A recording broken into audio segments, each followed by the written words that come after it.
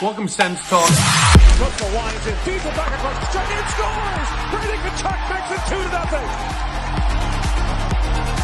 Claude Giroux, hit along, scores! Ronnie! Tim Stutzock cross, Tkachuk score! The captain, Brady Tkachuk, buries it with 1:18 to go. See you later. Go Sens, go! All right, welcome back to Sens Talk. I'm joined here by Shawn Simpson, a legend of TSN 1200. You've been listening to him for years and years. He's also a former executive of the National Hockey League and a former Caps draftee as well. Simmer, welcome to the show, my friend. How are you doing? I'm excellent. Yeah, nice to be talking a little ice hockey. I don't know if some people have pointed out with the long off season, people pretty fired up for early July. So that's good. It's good. No. It feels like Sens Nation has come around a little bit. The sky isn't quite falling here as we're into July 6th or whatever the hell it is. The warm weather helps. You know, if it was cold and bitter out there, I think we'd be even more negative. But the warm weather, I'll tell you that much.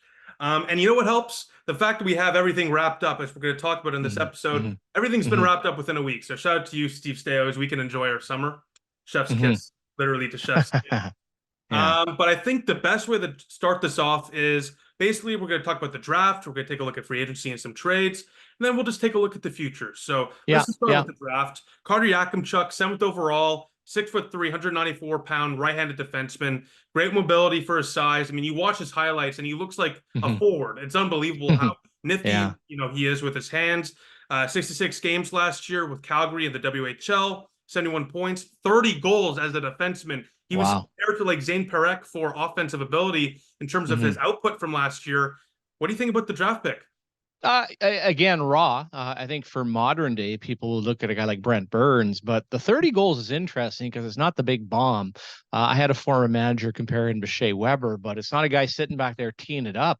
He has incredible talent. Now, people talk about deficiencies. Well, when you're that big at that age, you're going to have some deficiencies.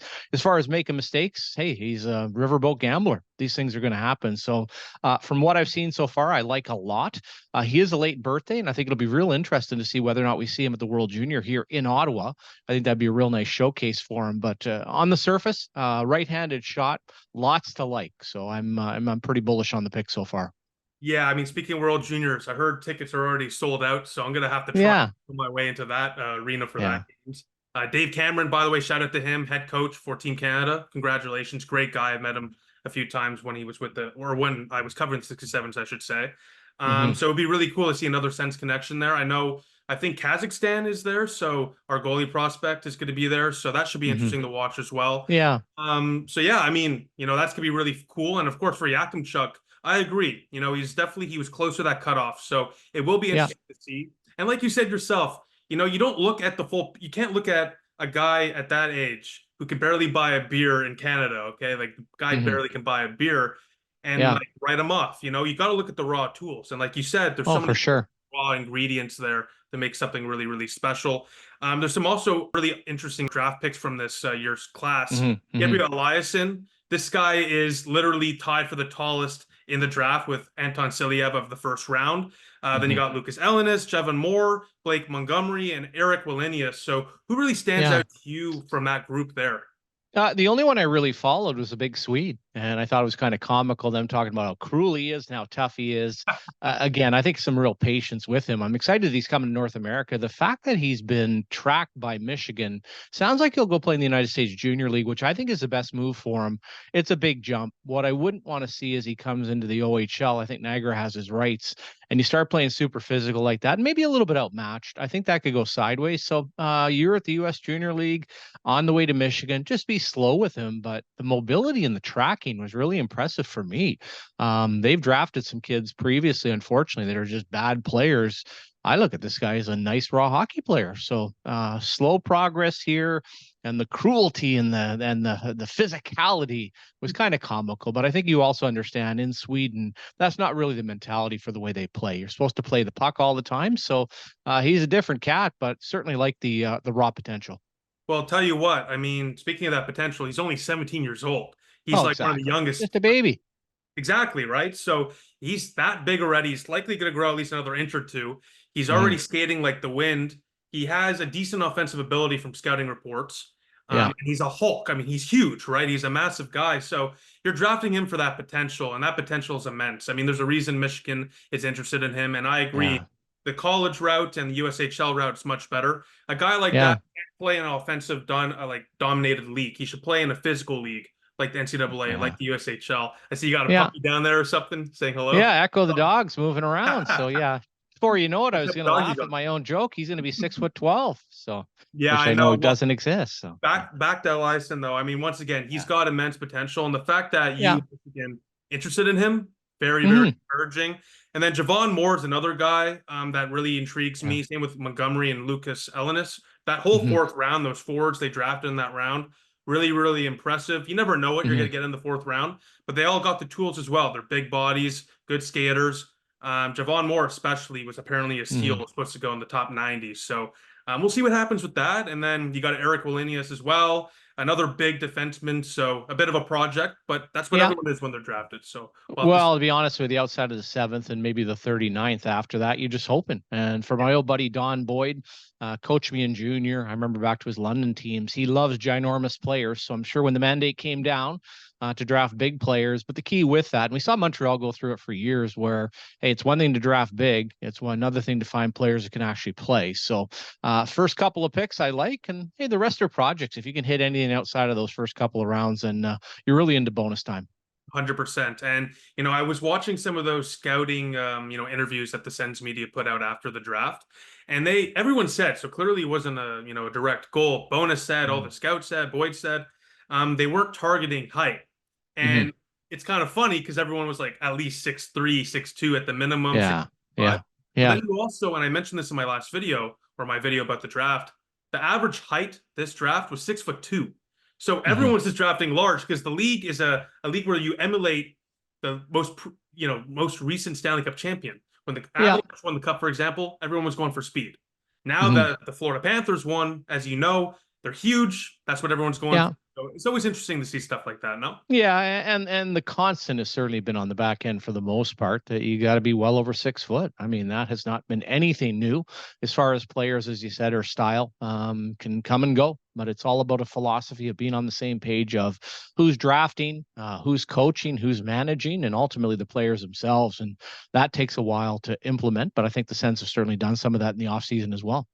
Well, we'll have to keep an eye on some of those kids. Once again, a lot of them are committed to the NCAA, which I think is the new way to develop. And I think, once again, I love the NCAA. I always say it. You're playing against really the closest you can to professional hockey in a junior sense. And I think that's so valuable for prospects, particularly. Yeah. Also buys you time. I mean, that's one of the nice things with a project where a kid all of a sudden isn't the American League. And for a lot of guys, you're drafted, couple of years signed, 3 years in, and all of a sudden you're out of a job. So it can be the slower route, but it has proven over and over, he said, less games, more training, really something the American Hockey League should look at. I know they brought their games down a little bit, but certainly would not hurt for them to come down to around 50 and spend a little more time off the ice training.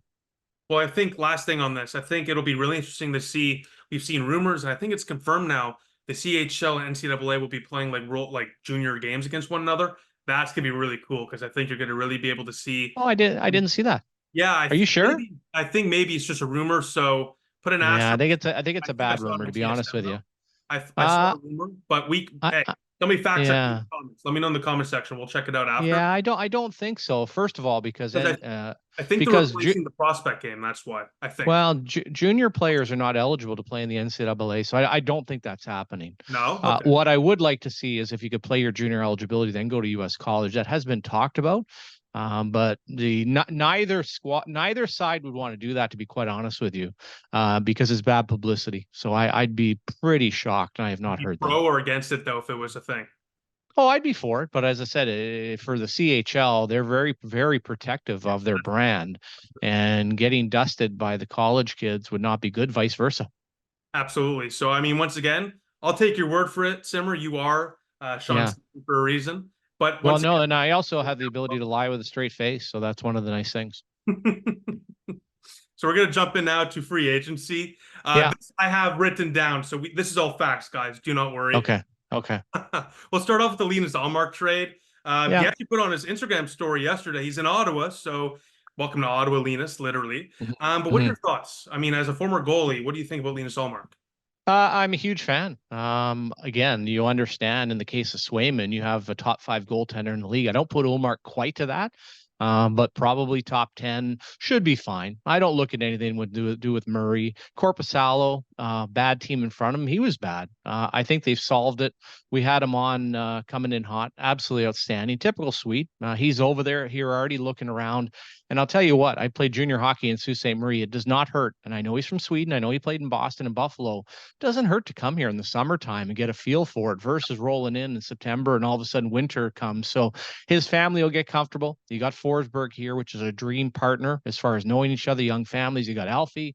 I think it'll be comfortable. I think it'll be long term, and hopefully this is the next version of Craig Anderson. Rolling into town here where the Sens are able to get 6, 7, 8 years of solid goaltending out of Mr. Ulmark. Yeah, I'm crossing my fingers as we speak. Yeah, Obviously, you interviewed him with Brent Wallace and Jason York on Coming in Hot. Great show, by the way. yeah. Check it out. Thanks, Um, boss. what sense did you get about this guy? Obviously, as somebody kind of on the outside looking in, like myself, obviously I've never spoken Mm, to him, just basing it off of what I've seen in the media. yeah. You got to actually speak to him. What do you feel from the guy in terms of what he brings to the room off the ice? Well, I feel like he's a person that would be a bird watcher, a combination of a sheep farmer, and possibly end up teaching mathematics. Just intelligent, incredibly intelligent. Didn't really feel like a goaltender or a hockey player, and I don't even know what that means. Just very methodical about his process. And again, the part that I kept hammering home to people, he was a real good goalie in Buffalo. They weren't a Yes. very good hockey team. Yes. And he certainly came to Boston. When you look at his numbers, you look at the approach, he's reaching a sweet spot. He's got a ton to prove. He wants to kick Boston's ass. He was tried to trade. They flipped him out of the trade deadline. He's come to division rival. So, hey, let's face facts here. Hopefully not 3 strikes, but in the case of Murray and Corpusalo, you had no chance.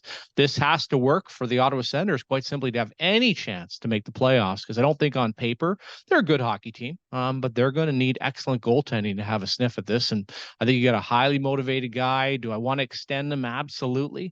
Is there a party that thinks that playing for a contract isn't the worst thing either? Probably don't want to roll that dice. I'd like to get it in place if I'm Ottawa, but I'm certainly a big fan. Yeah, in terms of the contract, I think Allmark and Steos both agreed to kind of just let him settle in. And I think Yeah, Steos, we've seen it. He likes to take his time and do things the right way.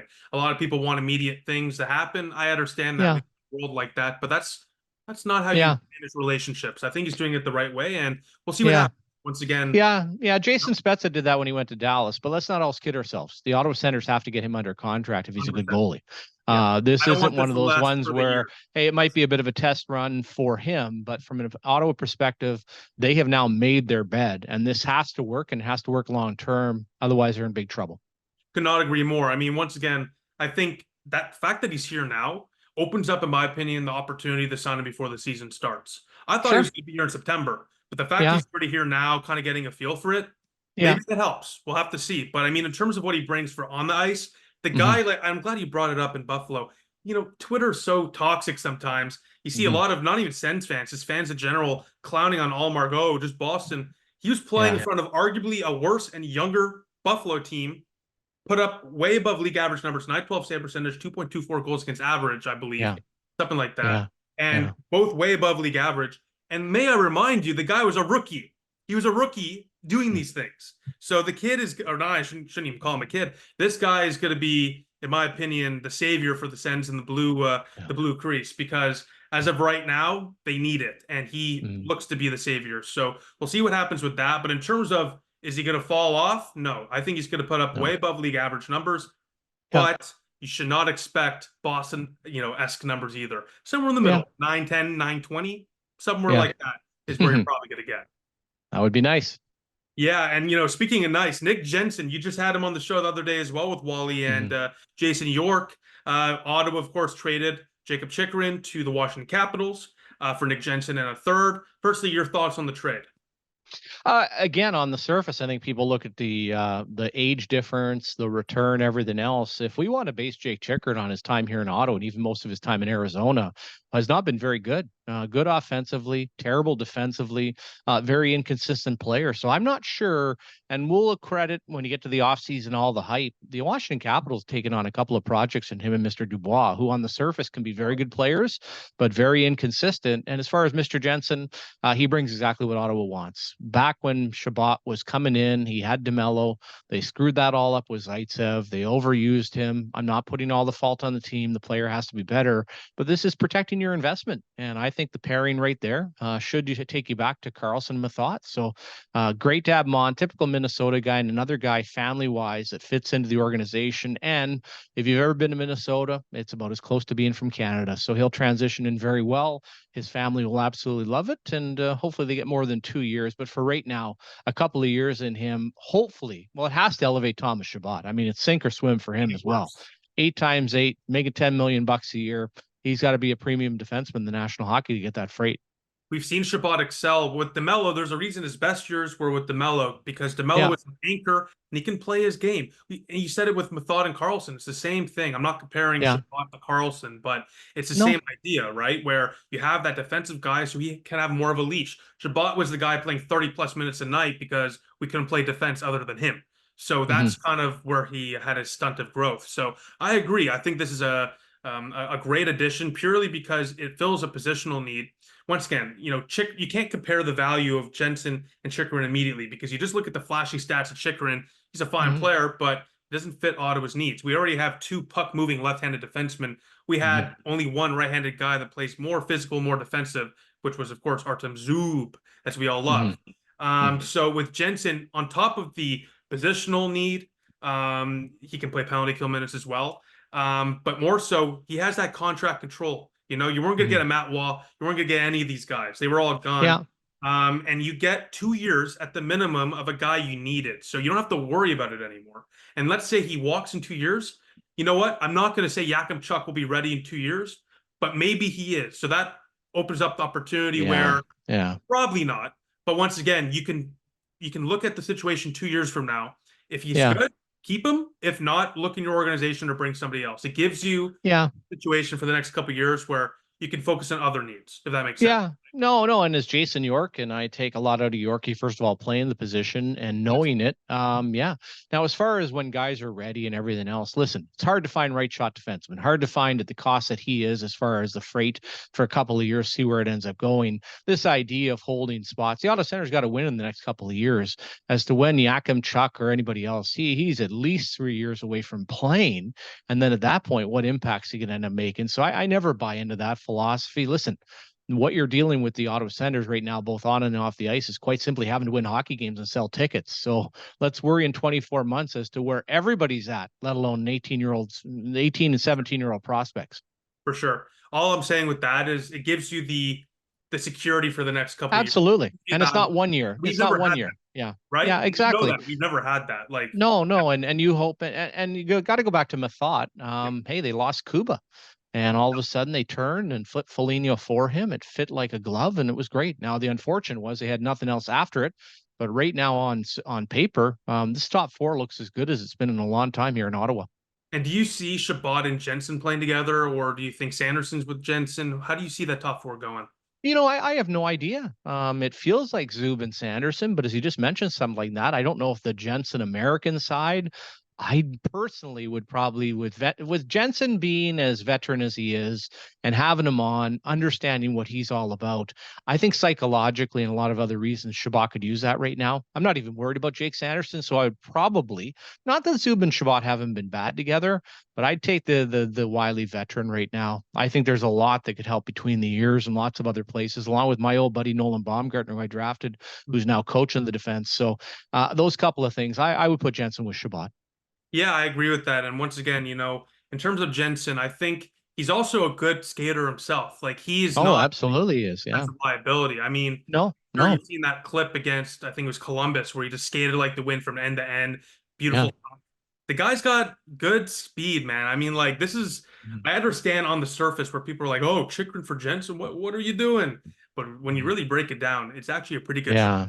think Sens fans are Yeah, gonna, most of the people that think on the service don't know what they're doing. And, and as I said, I understand we look at this, and this is even in free agency. yeah. I'm so interested in a guy like Steven Stamkos. I'll just make the point. We'll get back to the Sens, but For sure. how many times in the offseason have we said, oh my God, hey, there's a reason why Tampa let him go. He's not playing with Kucherov and Point anymore. He is a minus player. He's a good power play player, but we get so wrapped up. And obviously we've done that here in Ottawa with a number of players in the offseason, and it hasn't delivered. So I'm excited about this from an Ottawa side.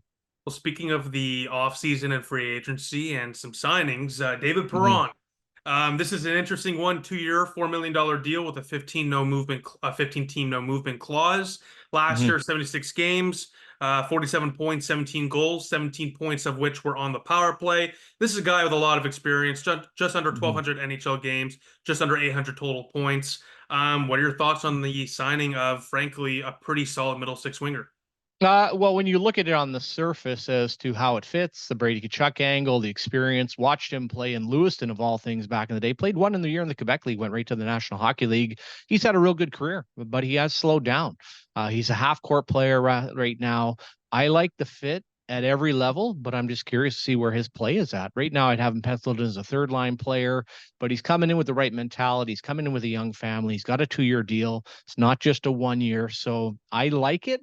But from the hockey perspective, I'm still in a wait and see mode, to be quite honest with you. I mean, I think there's a huge swing. Probably the biggest question marks on this hockey team are Josh Norris's health and realistically where David Perron's game is at. Yeah. I mean, I agree with that. I mean, we've seen a lot of Detroit fans and the scouting reports I read on the guy when I was doing my video. Mhm. His foot speed certainly slowed down. This is the first time his production has taken a bit of a dip, but it's still Yeah. pretty solid. I mean, of course, that's why I mentioned the power play points. He's a power play Yeah. merchant. He's going to get a lot of his points on that power play. And I think Hmm. Ottawa's, the power play and their 5-on-5 has solely relied on Kachuk and Stutzla and like this is the Yeah. top guys. You need supplemental scoring like that for your second wave of the power play and for the bottom or middle six. We've never Hmm. had that. That's what we tried to have with Joseph, and he just wasn't consistent enough. So he doesn't Hmm. have that, speed, but he's still, like you said, a very, very good hockey player. Been in the league for a long. Yeah. He's known for winning those board battles as well. Pardon me. He's very effective in the boards.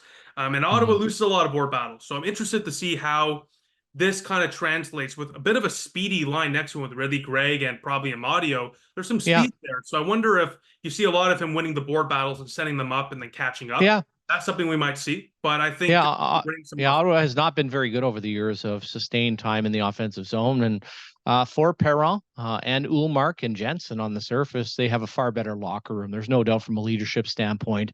What all three of these players now, the important part, and Jensen, or sorry, more to Perron, is just making sure that the hockey is good enough. And I don't mind it in a third line role, but want to see his game up close and personal. Yeah, that's going to be really interesting to see. And once again, Ottawa, shout out to Steos. I mean, Ottawa doesn't really make splashes in signings. I mean, last year was Yeah. really rare with Tarasenko. So Perron, I think, is a nice little splash. And I think this is a big name to get people excited about.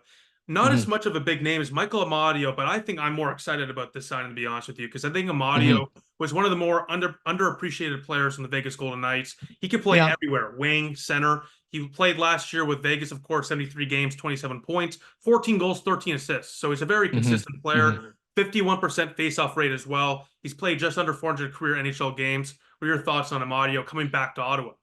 Yeah, pretty interesting. And you track him back to a 50 goal scorer in junior. I think when you look at pivot wise, all of a sudden signed by Toronto, I bet as a Sioux kid, he was probably thrilled. But getting claimed on waivers, going to play for Pete DeBoer and now Bruce Cassidy has set him up for free agency. His career earnings are about $4 million. Now all of a sudden he's got a contract here where he's making well over $7 million over 3 years. So I looked to him, looked to the playoffs. He had 10 points in 16 games. He's had pretty good goal scoring seasons. And from an auto perspective, I'd be challenging him to try to get 20 goals, but it's not crazy sexy, but it fits on a lot of different levels. And I only played 5 games here, but at least he knows Ottawa. He's a Canadian kid. And so, no, I think that. And again, it was important. We focus on the top six all the time up front. Try to solidify. And again, it's almost like they only have a 9. There isn't really a plan B. You need Norris, you need Amadio, you need Perron. We need all of this, or they need all this, sorry, to fall into place to be a competitive hockey team. And on the surface right now, they've accomplished that with the top 9. Could not agree more. I mean, once again, and I already said it, we always look at the star players And when they don't perform, oh, where was Kachuk? No, no, no. Kachuk can Mhm. only do so much in an 82 game season. You need to have the guys like Amadio and, as you said, Perron and the other guys in that bottom six, maybe a Crookshank if he makes the team, wherever, Yeah. that brings some offensive ability, brings something to the team. On the nights where the Stars are not doing it. Once again, the best teams, there's a reason the best teams have all these depth guys come out of nowhere in the playoffs, like Amadio, like you said, 10 points, 16 games. It's because when the top guys are shut down, there you go. That's their opportunity. So Yeah. that I think this is why the Sens are a better team now than they were a few weeks ago. Obviously, a Vezina winner in the net's going to do that for you. But in terms of just the well-roundedness of the team, it's just there's Mhm. so much more symmetry, if that makes sense. It's just more Yeah. well. Yeah, it really does. And it's not easy to do. We've seen a lot of moves in the past that have been basically forced. Look great to bring in DeBrincat, to bring in Chicker and another left shot. It's hard to find right shot defensemen. So you make a trade like that. You have a couple of signings. Ullmark not only in getting him, but getting rid of Korpisalo's contract. So it's not easy because everybody in the National Hockey League in the offseason is on a to-do list. And when you're forcing things or pushing them along, it's a little bit easier if you're a manager and you're sitting there and waiting for things to come to you. So full marks to Steve Staios, Dave Poulin, and the entire staff. Completely agree. And then the last major signing on day one was Noah Gregor. He's a Mhm. winger, 1 year for $850,000. Played with Toronto last year, 12.6 Mhm. goals in 63 games. He's a guy that's going to play on your penalty kill. Had a shorthanded goal as well last year. He's played just under 300 NHL games, 63 Mhm. points in those 241 games. So just some nice depth for your fourth line. Yeah. Your thoughts on him? I don't know anything about him. So I don't want to use Pat Burns' old line about Mr. Burr when he said if I ran over, I wouldn't know him. The Ottawa Senators have a top nine. After that, the thing is absolutely wide open. A kid like Gaudette came here on big money. He played for Travis Green. They've signed a boatload of players in Belleville to both create depth. I think have a good farm team. So I think it's really wide open. Assumption on that type of a ticket. He's on the team along with McEwen, who has a one-way contract for a couple of more years. But I'm in total wait and see mode as to how that fourth line, just want it to be effective, want it to have some speed, some forechecks, some sustainability. And as how the mix is at right now, I think there's going to be a ton of competition for spots 10, 11, and 12, even 13 for that matter. I think that's a fantastic segue because I cannot agree more. I think Steve Staios, I think we can all agree, has some more work to do for that fourth line. I mean, you can make the argument. I've seen that Rourke Chartier maybe could be a potential guy for the fourth line. I'd be fine with that. I think he was pretty decent, to be honest, in a fourth line role last year in bursts. So I think that would be not bad, but I also think he could do better. So we'll see what happens Yeah. with that. They have some money to play with, but they definitely need another defenseman for the 6-7 spot. No offense to Hamnick. It's just I don't know if this team's a playoff team if he's playing there Mhm. 82 games, Yeah. young, inexperienced Tyler Clevin or Jacob Bernard Docker instead of Hamnick. I think you need a bit more depth there. No, Well, you can say that, but I don't see it happening. They didn't want to buy out Hamonic. They're bringing him back. In the case of JBD, you got a one-way contract. I like I JBD. am a big fan, but he's got to be stronger. And how he fits with Clevin in a 5-6 is huge. Hamonic is a good seventh defenseman, but he doesn't play much, kind of like Luke Richardson years ago when he transitioned in. But it is still some questions. I think you've made your bet. As far as up front, Chartier, I think, was outstanding in the role. Speed tracks very well. Nothing super sexy about him as a hockey player, but I'd be fine with that as well. But I think that people are looking out there. And one thing you don't want to do, sure, you got a little bit of cash. Well, maybe save some of that once the season starts. Don't want to go and force something for a Nick Cousins or some of the names there. I saw Tyson Berry's name. Are you kidding me? Why would The we? last thing that this hockey Are we club needs connected right to now. Tyson So Berry? if I'm a Sens fan, based on not buying out Hamonic and where JBD is at, I'd be pretty shocked if they go out and do anything after letting Brandstrom go. I've seen fans talk with Shattenkirk, which I don't agree with. I mean, he's an offensive guy. Yeah. Wouldn't help. But are we connected to Tyson Berry? I didn't see that. No, someone is just throwing it out. Oh, And to be honest with you, I don't mind Shattenkirk per se. Does he want to be here? Does that fit a role? Would I take him over Travis Hamonic? Absolutely. Because he is actually better defensively than he was earlier in his career, but I don't think that's realistic. And as I said, I think the two goaltenders and I think the seven defensemen are pretty much set right now. fair enough. And that's my point. I mean, I think in terms, he wouldn't be playing every single day in the top six, Shattenkirk. He'd be playing a similar role as Hamonic as the veteran guy in the room. You might as well just keep Hamonic, who everyone already likes anyways, if that's what you're Yeah. bringing him for. Speaking of Belleville, though, just to get back on track, that's my bad. Kind of went off track. Yeah. Yeah. Gaudette, I mean, he makes a top 20 salary in the AHL. And that's kind of Mhm. that's kind of something I wanted to bring up.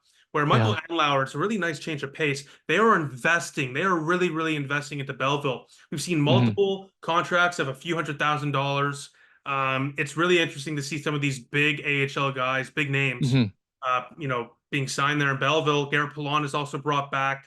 Yeah. We traded Igor Sokolov for Jan Jenik.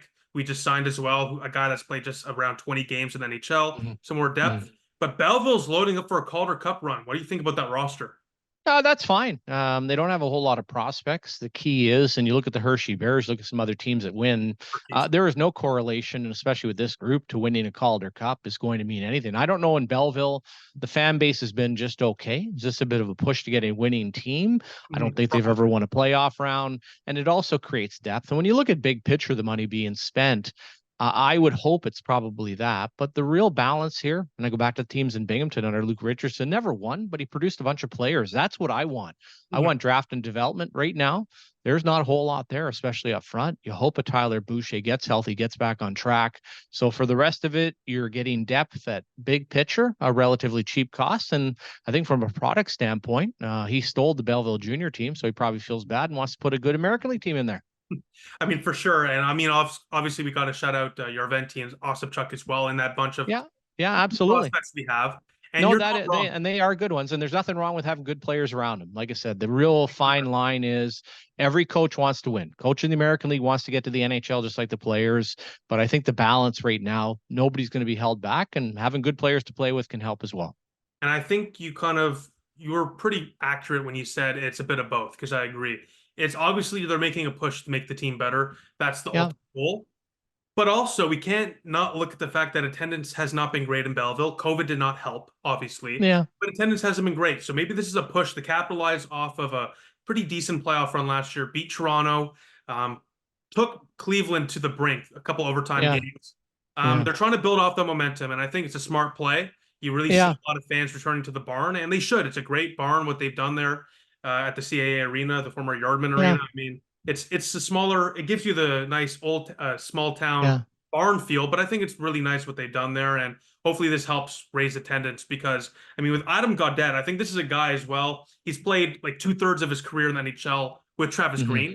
Yeah, for sure. He's going to play some NHL games this year. There's no doubt. Yeah.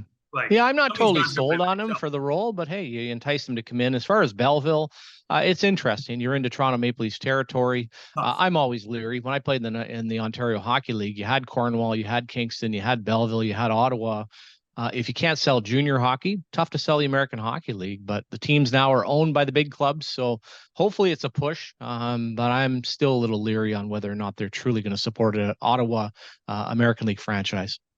Yeah, I hope so, because I mean, once again, the proximity between us and Belleville is like perfect. It's perfect. Oh, for sure, and that's what matters. I mean, you certainly want to have big crowds, but it is where they're at, and I don't even look at proximity to the big club. People get caught up in that at times. I look at the travel schedule, and overall, between playing Montreal and Toronto 45 times each, that's pretty much their schedule. That's the real key in the American Hockey League. We were in Portland, Maine for years, and had very little travel. It's not that hard now, where you can talk about teams like Vancouver playing in places in New York, but from an Ottawa Senators perspective, whether it was Binghamton or Belleville, not too bad. Jump in the buggy and you're good to go. Good point. Now, you know what? I'll cut to the chase here. We've kind of covered everything: the free agents, the trades, the draft, even Belleville. But there are a couple of pieces of business that Steve Staios still has to take care of, and it's the goaltending in Belleville, ironically. Yeah. You have a couple of RFAs left, Matt Sogard and Kevin Mandolese. Both should be signed. I don't see any issue. Sogard, of course, will be signed. Mandolese, I'm a little surprised that they qualified and they're going to sign again. When they brought in, nothing against him, I think he's a fine prospect, but when they brought in Simpson from London for Belleville on an AHL contract, I was a little surprised, but I think it's the right play as well, because he's a solid player and he provides some organizational depth. But what do you think about the goaltending situation and the prospect situation for Ottawa? I look Sogard and I like Marilainen, assuming they're the pairing. Simpson goes to East Coast Hockey League, and for Mandolese, probably loaned out to the same thing unless you carry 3. But there's a couple of legitimate prospects there, and I think for Sogard, staying healthy, this is a monster year for him in the American Hockey League. So I'm bullish on both of those players, and actually love Simpson watching him in the playoffs with the London Knights. I think that was a nice signing, but probably ticket for the East Coast Hockey League. Yeah, I mean, once again, that's what the AHL is for. You give guys like that a shot, and if Yeah. anything works out, he gets an NHL contract, and Ottawa Yeah, gets for sure. a hidden gem, And Yeah. Yeah. the beauty of hockey is, unlike a lot of leagues, there's so many leagues that there's so many players that they just fall through the cracks, and it's just up to the Hmm. GMs, the scouts to find them. Yeah. Now the last thing, Yeah. expectations for next year. Obviously, we might see another signing or two, but the roster you see today is likely going to be the roster you see in a couple months from now. Hmm. Hmm. Are you thinking playoffs? Are you thinking playoff bubble? Or are you thinking still work in progress? I'd put them in a playoff bubble, because, as I said, they basically need everything to fall into place. I'm pretty confident in Ullmark and Forsberg, Jensen, but it also is Thomas Chabot. He really, really has to completely transform his game, go next level, be a top four legitimate defenseman, be better defensively. Otherwise, again, some trouble if that falls into place. And then up front, when you're talking about a top nine that basically has to be healthy, and you've got all the things surrounding Josh Norris and his almost $8 million salary and salary cap hit, to me, it is still thin. So everything has to go right. But I like the alignment of the organization. I like where they're at.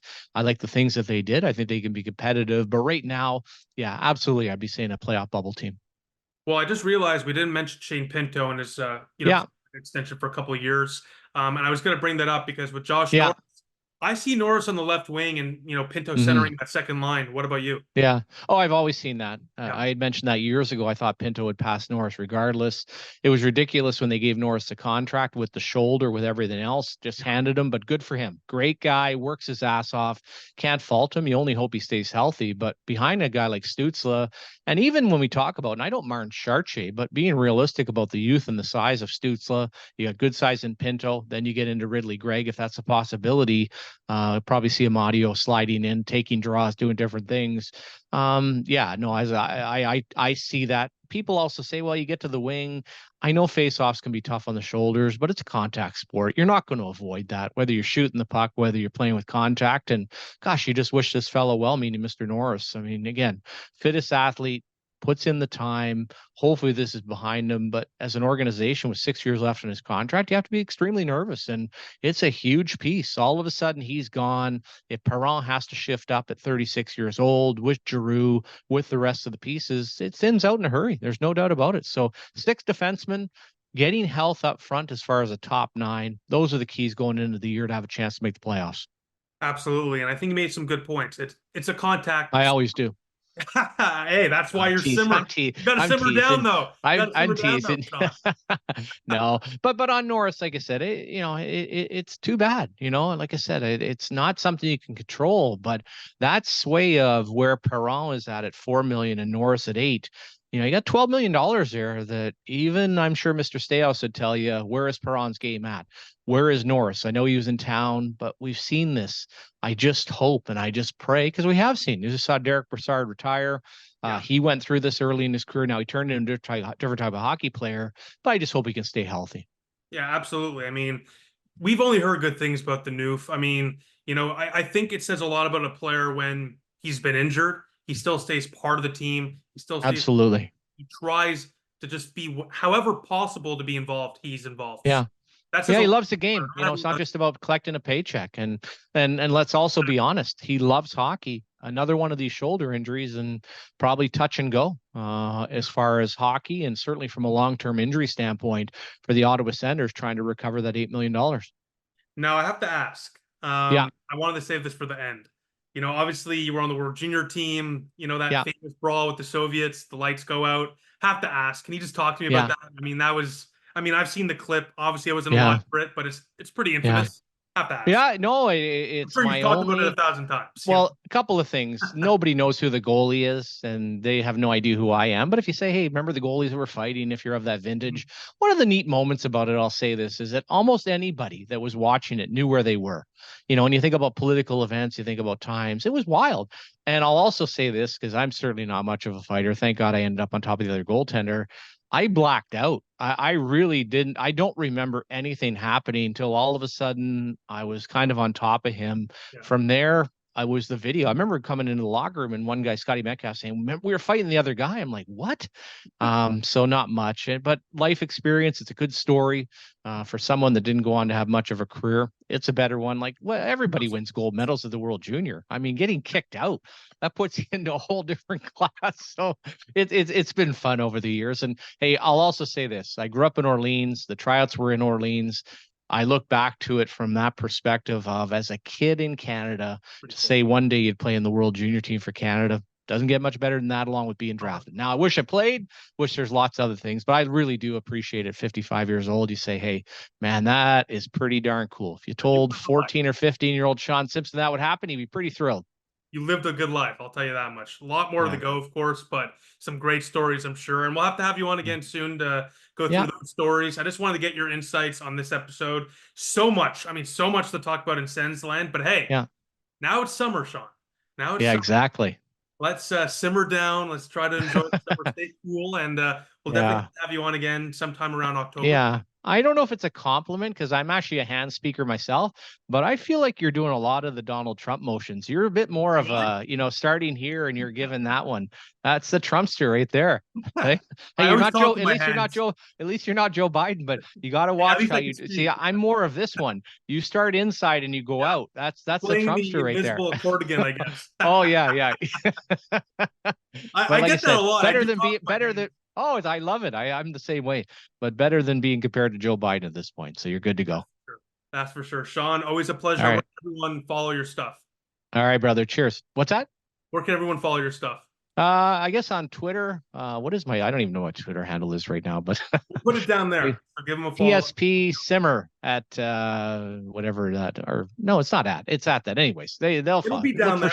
Look for Shawn Simpson. So yeah, that's what it is. And lots of talk with Yorkie and Wally right now on the old Coming In Hot podcast. Having lots of fun with that, and got a couple of great guests this week as well. Sens fans will love it after having Jensen and Ulmark. Can't wait for it, Shawn. Can't wait to speak again soon. Thanks again. Right. Appreciate it. All right, cheers, brother. Enjoy your summer. You too. Take care.